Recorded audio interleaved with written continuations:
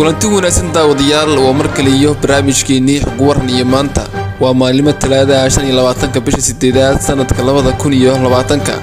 qodobada wararka warkeena koowaad aynu haynana waxaa kamid ah madaxweynaha maamulka Puntland oo la kulmay guddiga doorashooyinka ee maamulkaas hadda muxuu kala hadlay shir maanta Garowe uga furmaya maamulada Puntland iyo Jubaland madaxweynaha Galmudug oo sheegay in deegaanada al-shabaab ay kaga sugan yihiin Galmudug ay ka xoreyn doonaan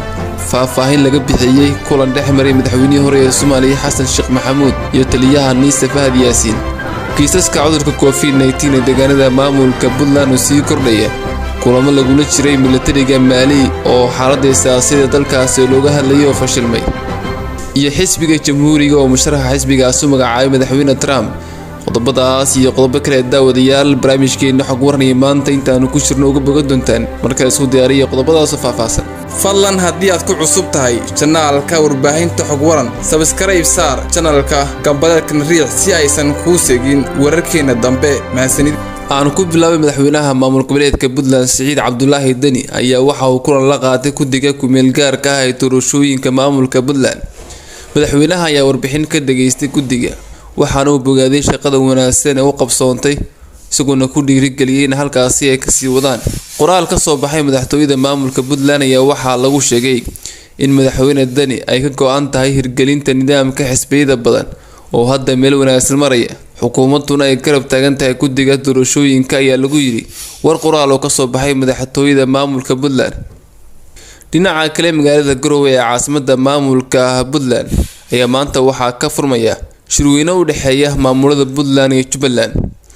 magaalada Garowe ee caasimadda maamulka Puntland ayaa maanta waxaa ka bilaabanaya shirar iyo kulamo kala duwan oo u dhaxeeya madaxda maamulada Puntland iyo Jubaland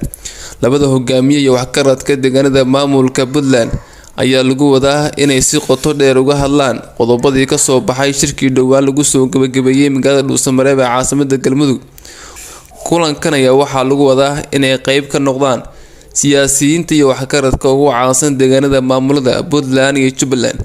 labada maamul ayaa horay war ay soo saareen waxa uga soo horjeesteen qodobadii ka soo baxay shirkii Dhuusamareeb 3 ee lagu heshiiyay hanaanka doorashooyinka dalka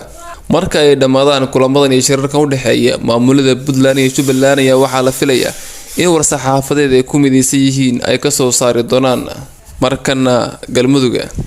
madaxweynaha maamulka Galmudug Axmed Cabdi Kaariye Qorqor oo xalay ka hadlayay munaasabad ka dhacday magaalada Dhuusamareeb ee caasimadda maamulka Galmudug isla markaasna lagu taageeray natiijadii ka soo baxday shirkii Dhuusamareeb 3 ayaa waxa uu ka mahad celiyay kaalintii dadka reer Galmudug ay ka qaateen shirkaasi madaxweynaha maamulka Galmudug Axmed Cabdi Kaariye Qorqor ayaa waxa uu sheegay in Galmudug ay guul ka gaartay shirka Dhuusamareeb 3 oo ay ka soo baxeen qodobo dhowr ah oo ku saabsan hanaanka doorashooyinka dalka madaxweynaha Galmudug Axmed Qorqor ayaa sidoo kale waxa uu sheegay in Galmudug ay dhawaan qaadi doonto hawlgallo ay ku xoreynayso deegaanada ay uga sugan yihiin dagaalamayaasha al-shabaab Galmudug waxay qaadi doontaa hawlgal ay cadowga uga xoreynayso deegaanada ay haystaan ayuu yiri madaxweynaha Galmudug Axmed Cabdi Kaariye Qorqor waxaanu intaasi ku daray in loo baahan yahay mar walba taageerada shacabka si loo guuleysto amniga al-shabaab ayaa gacanta waxay ku hayaan deegaano badan oo dhanka bariga gobolka Galgaduud iyo qaybo ka mid ah degmooyinka xeebaha ee gobolka Mudug wali waxaa la socotaan wararka warbaahinta xog waran wararka kalaanyaheena waxaa ka mid ah taliyihii hore ee hay'adda Niise Cabdullaahi Maxamed Cali Sanbalooshe oo xubin ka ah xisbiga UPD ayaa waxa uu ka warbixiyay kulan dhexmaray madaxweynihii hore ee Soomaaliya Xasan Sheekh Maxamuud iyo taliyaha nabad sugidda iyo sirdoonka qaranka Fahad Yaasiin Xaaji Daahir Sanbalooshe ayaa waxa uu sheegay in kulanka uu ahaa booqasho sharafeed iyo salaan uu soo codsaday taliyaha nabad sugidda balse aanu ahayn mid siyaasadeysan waxaana uu sheegay in taliyaha uu isku dayay in madaxweynihii hore Xasan Sheekh Maxamuud uu arrimaha siyaasadda kala hadlo maadaama xilli doorasho lagu jiro hase ahaatee uu madaxweynuhu u sheegay in ciidamada nabad sugidda ay arrimaha siyaasadda faraha kala baxaan xilliga kala guurka kana shaqeeyaan amniga waxa uu sidoo kale sheegay in mowqifka madasha xisbiyada qaran iyo midda UPD marnaba wax dhici kara aysan ahayn dowlad wadaag balse waxaa loo baahan yahay in dib heshiisiin iyo in doorasho la aado dadka faraqaya arrimaha siyaasadda ayaa waxa ay tuhun weyn ka qabaan waxaa xilligani kusoo beegay kulanka madaxweynihii hore ee Soomaaliya Xasan Sheekh Maxamuud iyo taliyaha nabadgelyada sirdoonka qaranka Fahad Yaasiin, waxaana kulankan uu kusoo aadayaa xilli xasaasi ah oo dalka uu ku jiro kala guur siyaasadeed iyo ra'iisul wasaare oo aan weli la magacaabin tan iyo markii 25kii bishii hore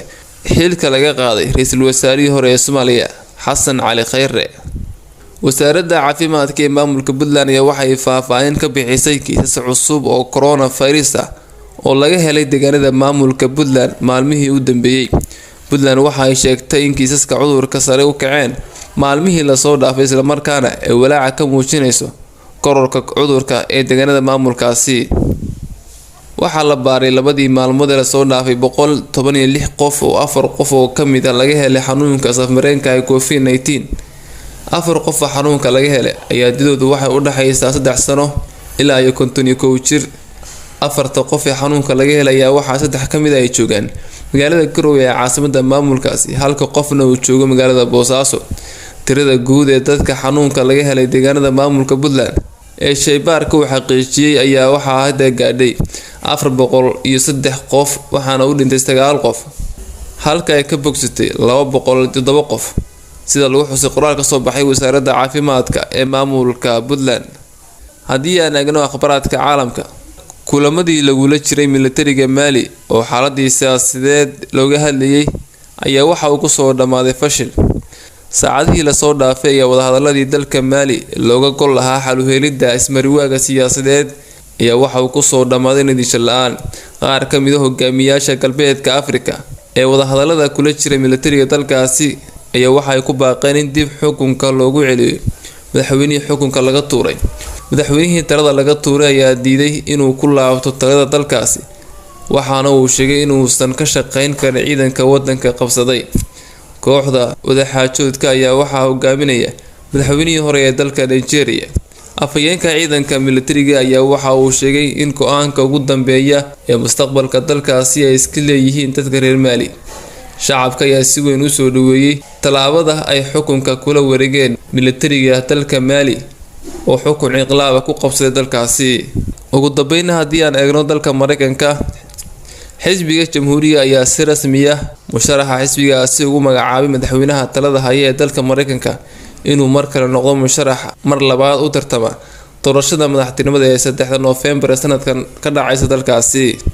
ku dhawaad 303 ergo oo isugu soo baxay Colorado, North Carolina ayaa waxa ay madaxweynaha u doorteen inuu yahay musharaxa maalinta koowaad ee shirweynaha Jamhuuriga. madaxweynaha Mareykanka Mr. Trump ayaa 3 sano ee u dambeeyay soo xukumay dalkaasi, isagoo mar labaad u tartamaya xilka madaxweynaha dalkaasi. guud ahaan daawadayaal intaas ayaan ku soo horumarinaa barnaamijkeennii xog waran iyo maanta. fadlan haddii aad ku cusub tahay channelka warbaahinta xog waran, subscribe saar channelka gambaleelka riix si aysan kuu seegin wararkeena dambe. mahadsanid.